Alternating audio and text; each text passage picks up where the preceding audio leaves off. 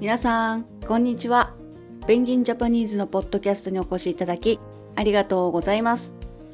このポッドキャストは日本語を勉強している方に向けて自然な日本語を聞きながら気軽に学べるようにお話ししている番組です。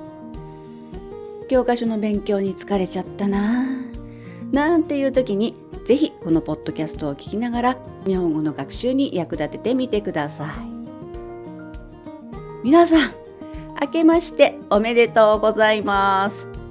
2026年初のポッドキャストをお送りします。皆さんはどんな新年の迎え方をしましたか？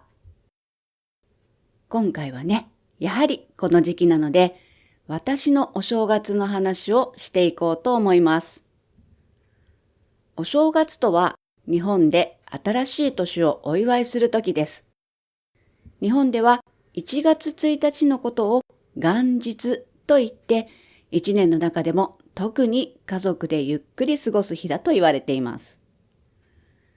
私はですね、まず年末から実家に戻ります。実家というのは自分が子供の頃に住んでいた家のことで、両親が今も住んでいる家のことを言います。お正月には多くの人がこの実家に帰って家族みんなで年を迎えることが多いです。実家に帰ると違う場所に住んでいる兄弟や兄弟の家族も同じように帰ってきます。そこでみんなで集まって一緒に夜中まで食事をしたりお酒を飲んだりします。この日だけは子供たちも遅くまで起きていても怒られることがありません。夜中12時まで頑張って起きています。これは12時を過ぎたその時に明けましておめでとうございますとみんなで言い合うためです。明けましておめでとうとは新しい年になりました。おめでとうございますという挨拶のことです。そして私はその後年越しそばを食べます。年越しそばとは12月31日、この日を大晦日って言うんですけど、この日に食べる細く長いそばのことで、その長い姿から家族が長く生きてずっと健康でいられますようにという願いが込められています。日本全国で食べられている年末の伝統的な食べ物です。その後少しだけ寝てからみんなで初日の出を見に行きます。初日の出とは1月1日に初めて昇ったお日様のことです。私の実家は海から近くて歩いて5分くらいで海へ行けるので、初日の出はいつも海まで見に行っています。子供の頃は父親と一緒に見に行ってたんですけど、その頃はね、もう朝早いし寒いし、なんでこんな早起きして太陽見なくちゃいけないんだって思ってたんですけどね。でも最近はもう本当に初日の出を見ると感動しています。空がね、だんだん明るくなって、水平線から太陽がちょっとずつ顔を出したその時に、見ている他の人たちもね、わーって歓声が上がるんですよ。この時がね、とっても神秘的で、もう、なんでしょうね、感動ですよね。朝日を浴びると、この一年絶対健康に暮らせるって、そんな風に思いながら、初日の出を見に行っています。その後、家に帰ってから家族でお雑煮を食べます。お雑煮とは、お正月に食べる温かいスープって言ったらいいのかな。その中にお餅が入ってて、それをみんなで食べます。そのお雑煮というのは、地域によって全然種類が違ったり、お餅や野菜の種類も違ったりします。地域だけじゃなくて、家庭によっても入っているものが全然違ったりするので、日本のお正月料理の中でも違いがすごくよくわかる料理です。ちなみに私のうちのお雑煮はだしと醤油ベースのスープに野菜、豆腐、こんにゃくが入っています。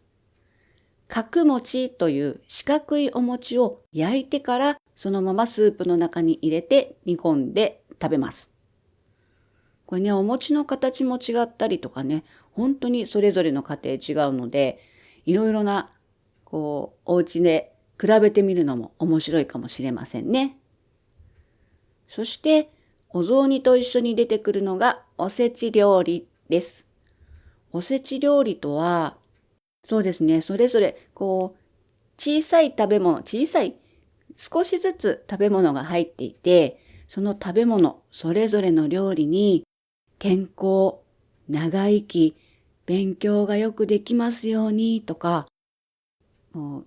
ずっと仕事ができますようになどのたくさんの願いが込められています。それがお重といって四角い箱の中にきれいに並んでいるんですね。私は子供の頃その中に入っている伊達巻きというね、これね甘くてぐるぐるって巻いてある形の食べ物なんですけど、これが大好きでね、こればっかり食べてて本当によく怒られました。そしてお雑煮を食べた後は、家族で初詣に行きます。初詣とはその年に初めて神社にお参りに行く日のことを初詣と言うんですね。初詣は神社に行って今年また新しい一年が良い年になりますようにとお祈りしてきます。以前のエピソードで神社とお寺の違いについて紹介してるんですけども、その中でもお話ししてた通りに、お正月は特に神社へお参りする人が多いです。お正月は特にたくさん人がいっぱい集まるので、神社の中のね、その神様が祀られているところまで並んで待つこともあります。本当に人がね、たくさん集まるんですね。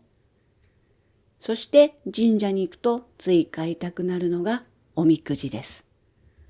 おみくじって何って思う人もいるかもしれませんが、これも神社とお寺のエピソードで説明していますので、詳しい話はそちらで確認してください。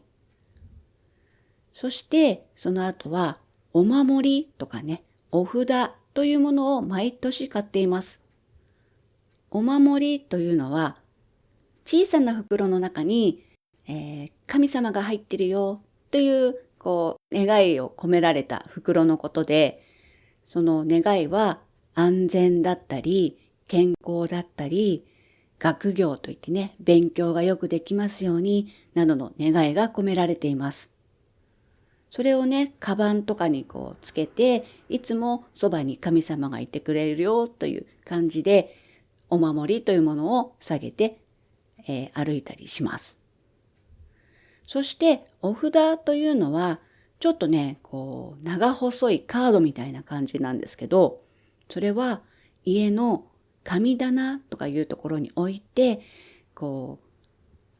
紙カードから見守ってもらうみたいな、そんな感じで一年の安全を神様に見守ってもらっています。そしてその後はお年玉という昔からのお正月の習わしがあります。お年玉というのはお正月に大人が子供にあげるお金のプレゼントです。かわいい袋に入れて渡すのが一般的なんですけども、日本の子供たちはね、このお年玉を毎年とっても楽しみにしています。まだまだね、日本のお正月ってこんなこともあるんだよとお話ししたいんですが、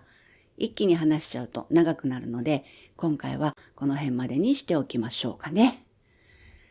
日本は地域によって文化が少しずつ違うので、お正月の習慣も場所によってだいぶ変わってきます。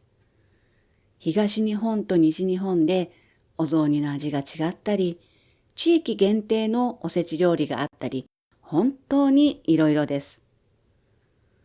今年は皆さんにとってどんな年になりそうですか？